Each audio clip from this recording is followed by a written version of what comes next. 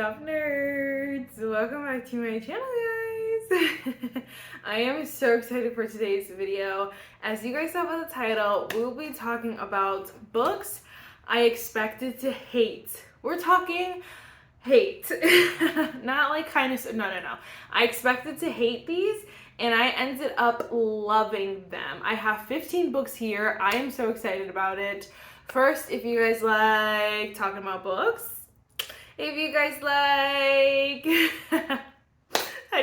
whatever, all the nerdy things, and definitely give this video a thumbs up, hit the subscribe button, and without further ado, let's just get started. All right, so again, these are books that I expected to really not like. So I know I said hate, but like I expected these to be 2-star books, and they ended up being really highly rated. So we have romance, fantasy, the whole nine. Let's start off with this book because it's the only one of its kind. This is Lessons in Chemistry by Bonnie Garma. So on the back it says nonfiction books because that's where they put it, I guess, in at Secondhand Charles, but it's a fiction. It's a historical fiction technically, but either way, my point was just it's something I'm not used to. I'm a romance, I'm a fantasy romance, I'm that kind of girly. I like, you know, fiction, historical fiction, even if it's not those are not my things. They're not my things, and so I really expected to not like this. And honestly, this is a very viral book, and I do find myself books like these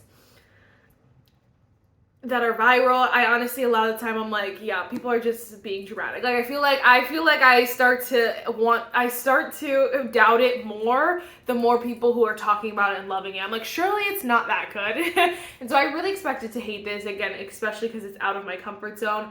I ended up giving this a 4.5 stars. I was obsessed. And I don't know if you guys saw the journey that this was. I think this was on my TBR cards for months, for forever.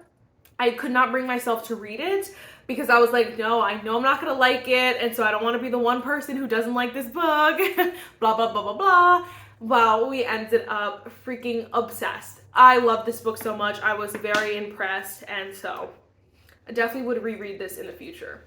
But that's the only like historical fiction book that we had out of this, or like just fiction out of this stack, so I wanted to mention that one first. Next we have Night Shift by Annie Crown. This one's so random, but I ended up going to Target one day, just looking around, and I saw this, and I had it, bought it, put it on my shelf, and I didn't realize that this was the publishing company is Wattpad Books.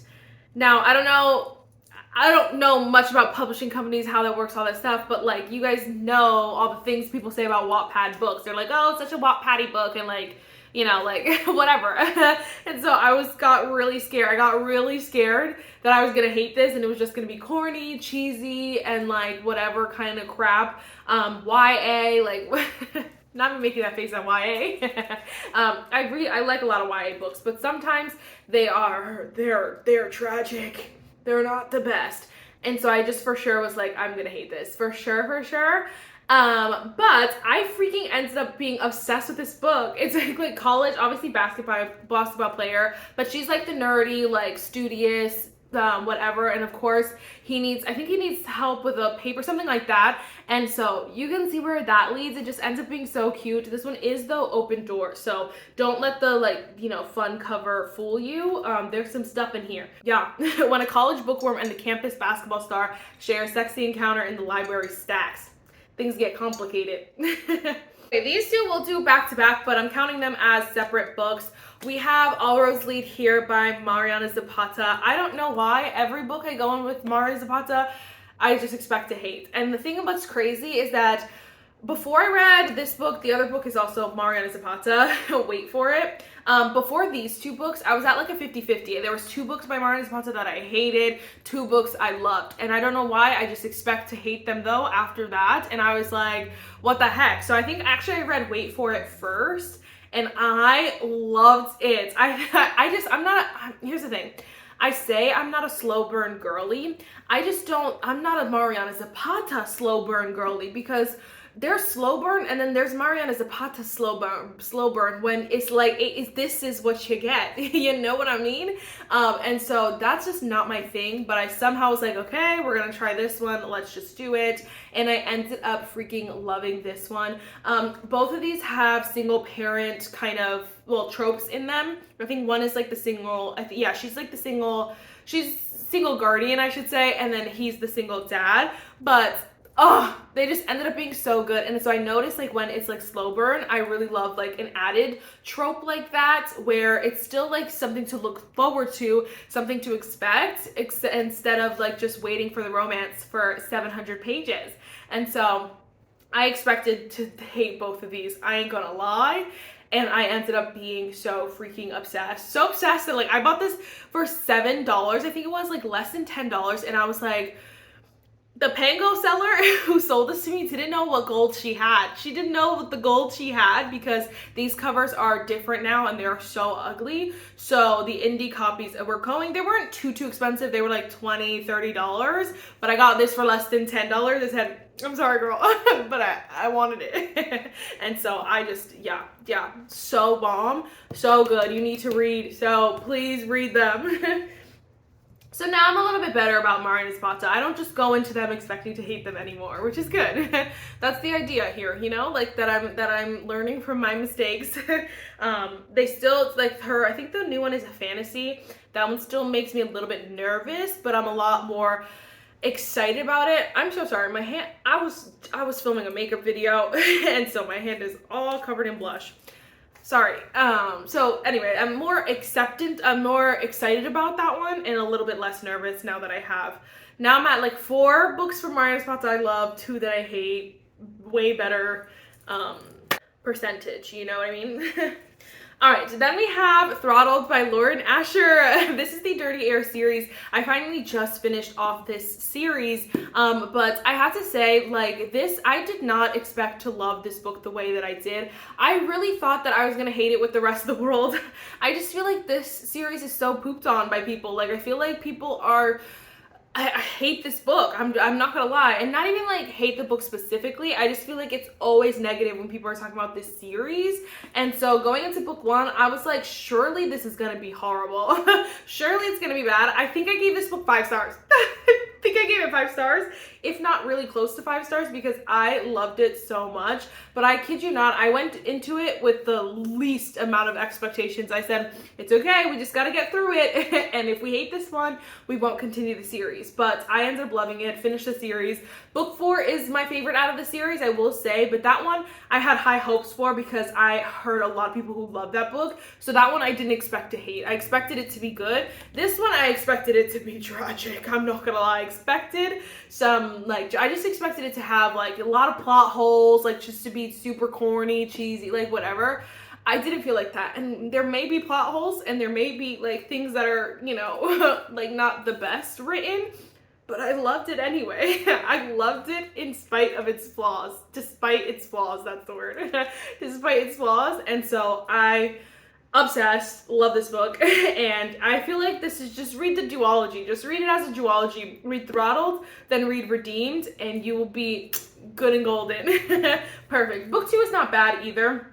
Book 3 I didn't love, but I will say that I feel like you should, I will say though, the series as a whole is not the most edited and like not the most, what is that called, refined. Like I feel like it is more of like a, it feels like a beginner series. I think this was her first series that she ever wrote. It feels that way. And so if you're looking for something a little bit more, you know, well put together, I would skip. But if you don't mind like knowing, hey, this is probably one of her first, you know, things she's done, it's gonna read like that a little bit, then I would read the series. I will say though, I like the series better than the Dreamland Billionaire series. Unpopular opinion. All right, let's go. Sorry, I'm just in the mood to talk apparently. Next we have Hopeless by Elsie Silver. I think I also gave this book 5 stars. Y'all, I was prepared to be pissed off and hate and be, you know, be with the crowd because people did not like this book. This is one, you know, there are some of these, the ones where I let the voices of the outside people influence. Some of it is fear of from my own self. This was one of the outside influences. It's just that people did not like this book. They were so disappointed. Blah, blah, blah. Look at that. Look at all those tabs. Devoured. devoured, and I'm so excited to reread this series because I was obsessed. I just think this book is so good. It's the perfect conclusion, and I like want all other authors who write series of interconnected standalones with siblings, with friends, to take notes, because this is how you conclude a series. But all the hate that everyone gave this book really scared me to death. So I really thought I was going to hate this book. And I was like, okay, it's going to be fine. You just have to finish off the series. If you hate it, you hate it. It's fine. No, girl. 5 stars. I devoured it. I was obsessed. Elsie Silver, queen. Queen. I already knew that, but like that topped it off. I said, I don't know what everyone was reading, but that book was good. The book was so good. Oh gosh, I want to reread it. Like, I'm picturing things in my head from that book. All right, this is a funny stack. So a lot of these are more recent reads, but it's fine. Obviously, they are books that I thought I would hate. One Golden Summer by Carly Fortune. So I did not know, going into this book, I did not even know that this is the sibling to book 1. Well, I know her name is Percy Sam.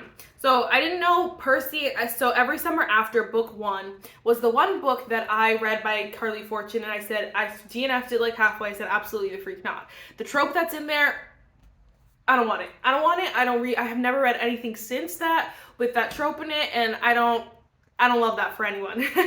So I was like, wrote off Carly Fortune. I'm like, I don't care how many people love whatever book comes next, whatever is next. I was done. I was like, no. She was on my hit list.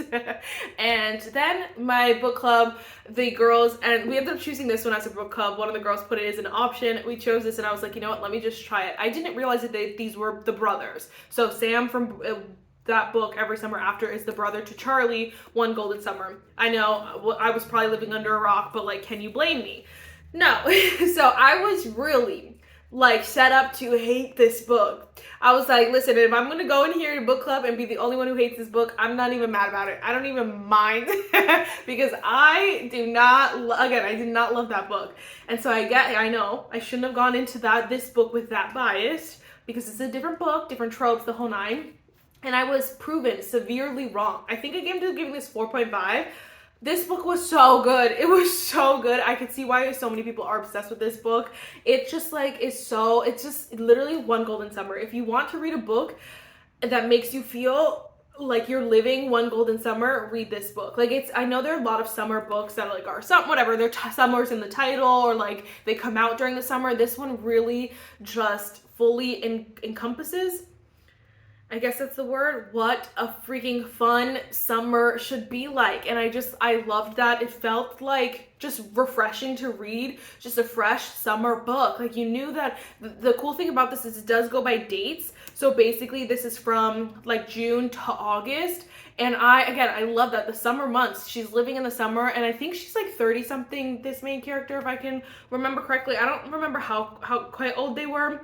But I know that they weren't like, it's not like they're not like 18, 19-year-olds like trying to live up their summer. No, they're adults who like had to take off work for whatever reason, or like could bring their work with them, and were able to just like love their summer. And that was just like so inspiring. I was obsessed, in love, and it did help that obviously all my friends too loved it, and we had like a whole thing for it because that was our book club pick. So we had like games and stuff. Definitely made it super exciting. But I ended up loving that book, even though I was ready to hate it. I was ready to throw hands. Next we have Defend by Ali Hazelwood. I was so hesitant to read this. I honestly don't know that I would have even bought this book, but my friend ended up getting it for me. And so I ended up with it. I put it on my TBR shelf. I was avoiding it like the plague. I was like dodging it every chance. I was like, no, is it on my TBR? I guess my TBR is not getting complete. Whatever. I was avoiding this. I thought it was gonna be the worst book I've ever read. I thought that I was just gonna be mad. The thing with this one is that it's not unbelievable that this would be like such a bad book. Because I didn't love Bride by Ali Hazelwood, and then I also didn't love Not in Love by Ali Hazelwood. So those two, I feel like, are her ones that she would put in almost like a similar category as this one, where it's more unique, obviously a little bit out of her comfort zone, because normally she's like writing the, the STEM corny, cheesy romances. So I feel like those were the ones that those were the other two that she was kind of like, these are a little bit different. And this one I felt like was also a little bit different. And so I believed everyone when they were like, this is Sarah, blah, blah, blah, blah. I think it was Larry who like dragged this book through the mud. But I will say I loved it. I ended up going with 4.25 stars, but I still can fully say that I love this book. Obviously there are some things, like it's not my favorite book in the whole wide world, but I will tell you that I love this book because it was just enjoyable. It was just fun. It was interesting. I think a lot of the problem with this book is that it's in a weird middle category where it's not going to be like a dark romance or like anything like that, but there are some things that you would commonly find in darker romances. So for those people who read dark romance, it's kind of like, this just doesn't meet that expectation. Obviously, it's not a dark romance, but if you read the book, you know what I'm talking about. Just like the topics that are in here are not in normal contemporary romance books.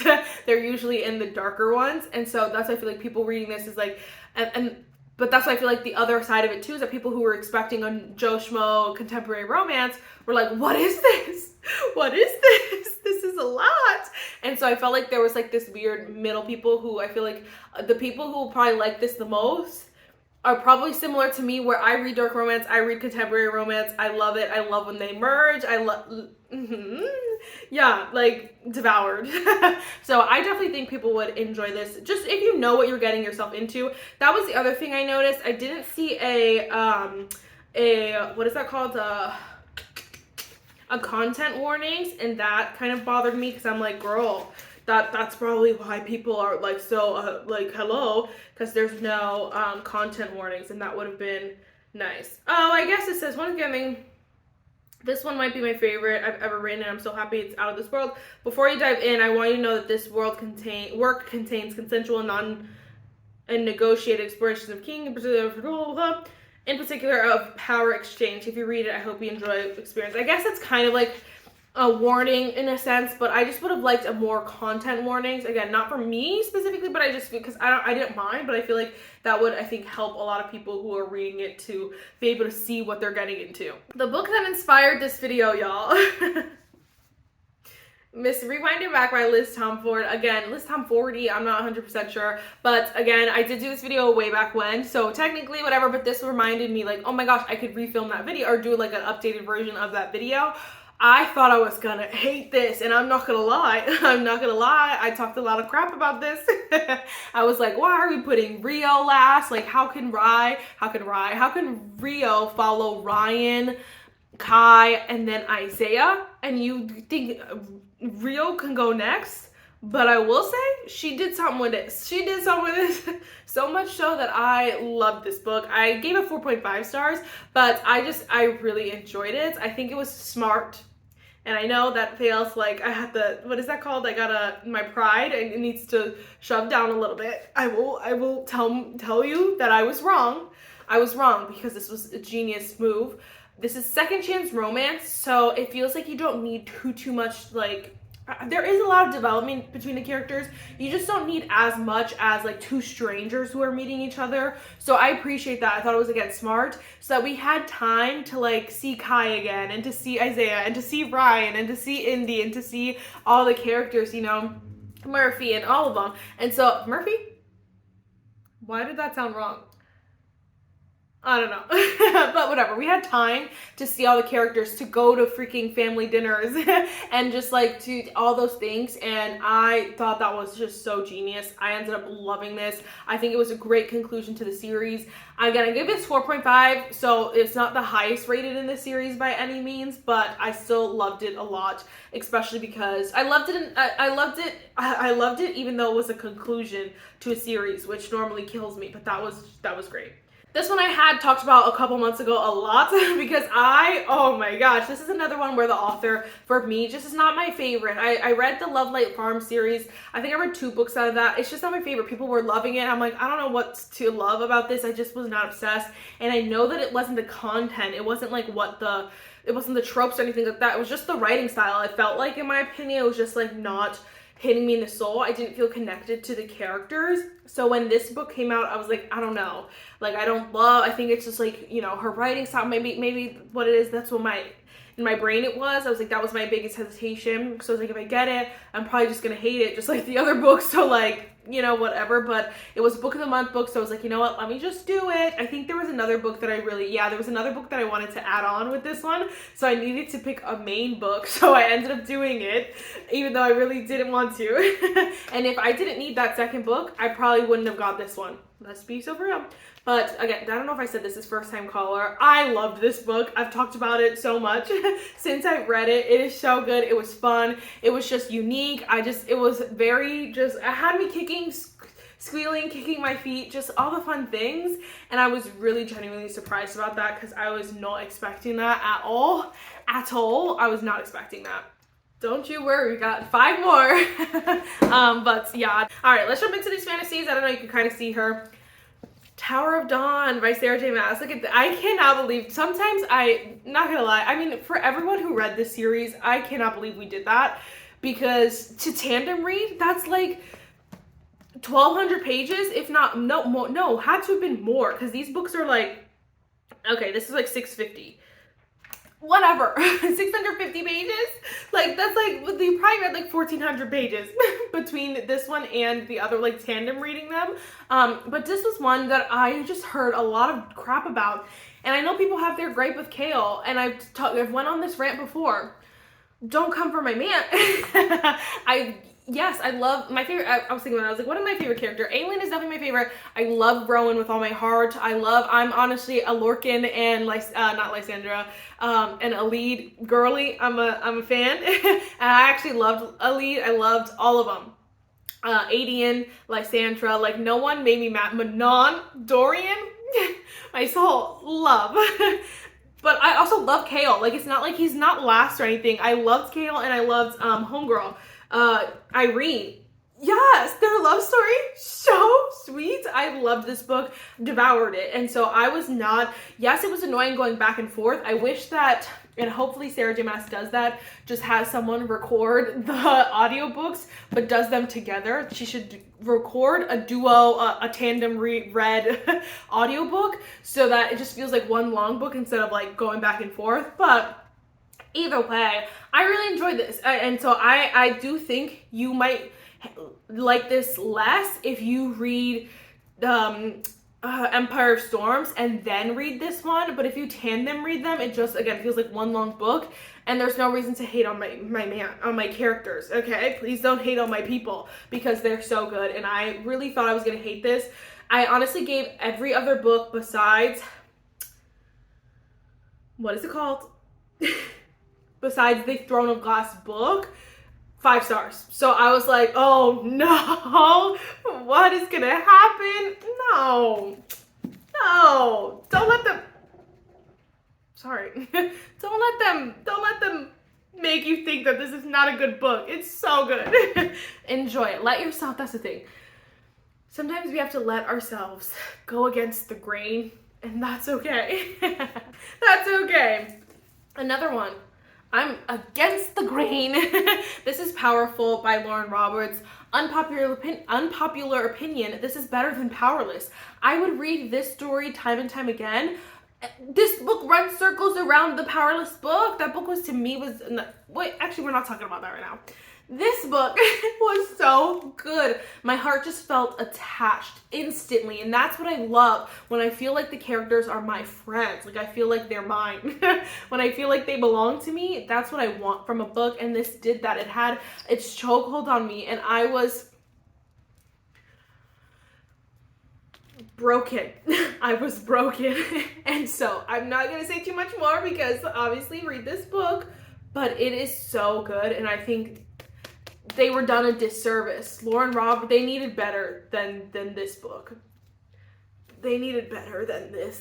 And so I would have taken this book as like a 5. I would give me 1,000 pager. Give me 1,000 pager of this book over the Powerless trilogy any day. Any day.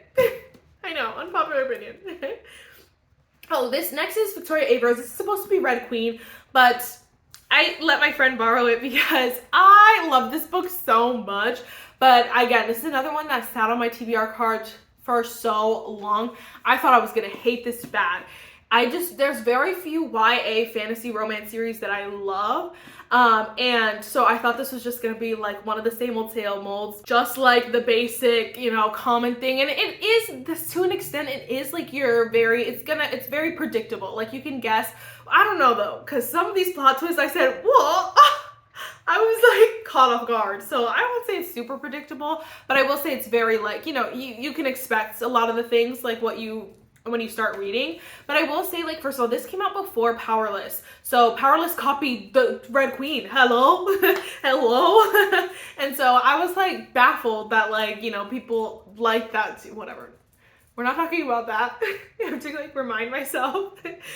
I loved this series, this book so much, but I thought it was just gonna be like, again, honestly, I thought it was gonna be like Powerless, because I actually read Powerless before. And it wasn't. It was just unique. It had some exciting things, and I'm really excited to just continue the series. I will say book 1, I loved. Book 2, like, I didn't start book 3. Book 2 was, like, not my, like, favorite in the whole wide world, but, like, I really loved book 1, believe it or not, and I was shooketh. It had me shooketh. So, there you go. These two are probably the funniest, but, like, it was a good pill to swallow, I should say. It was a great one. It was a great to be proven wrong. Miss Crescent City. You guys know though, I don't know if you've seen, if you saw this reading vlog, this was a journey. I did end up tabbing it, but I just was like, why?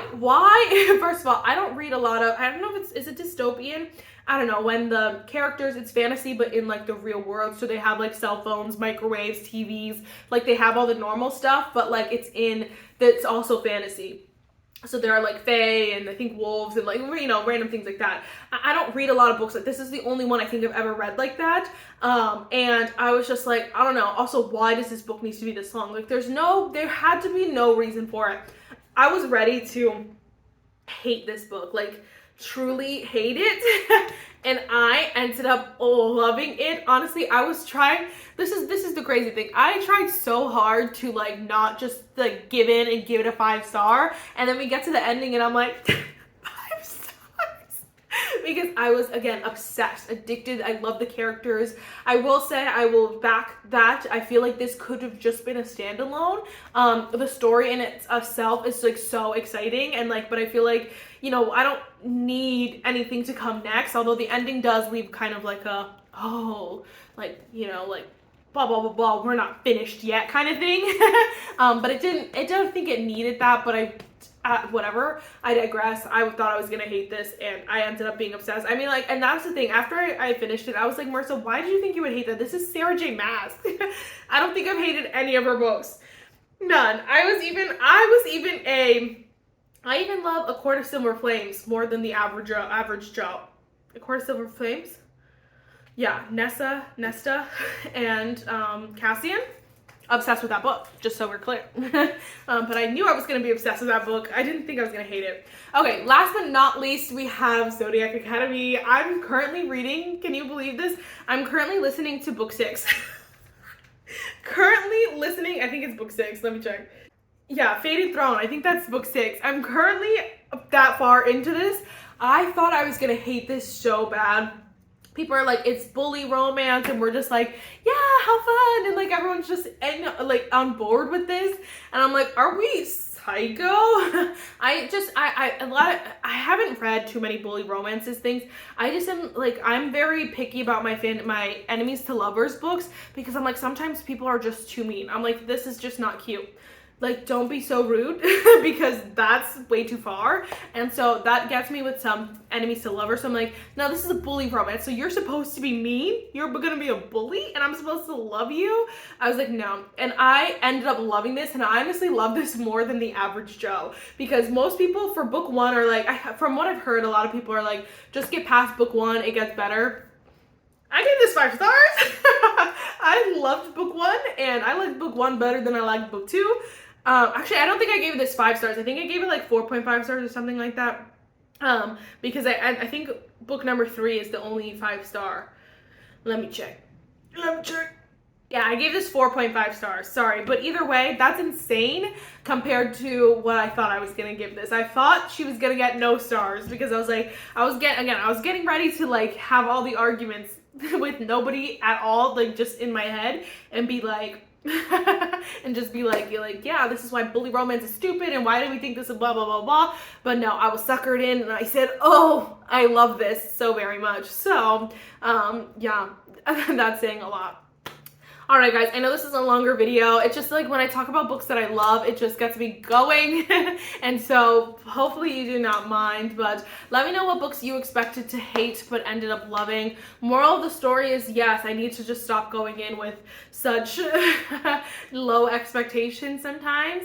Honestly, I don't know that there are very many books that I thought I was gonna hate and actually hated. So it's hilarious. Like, why do I just do that? I have no idea. But sometimes the thought that it's just the little whispers, and I'm like, oh no. But I don't need to do that. So anyway, guys, that is it for this video. I really hope you enjoyed it, and I will see you next one. Bye, nerds.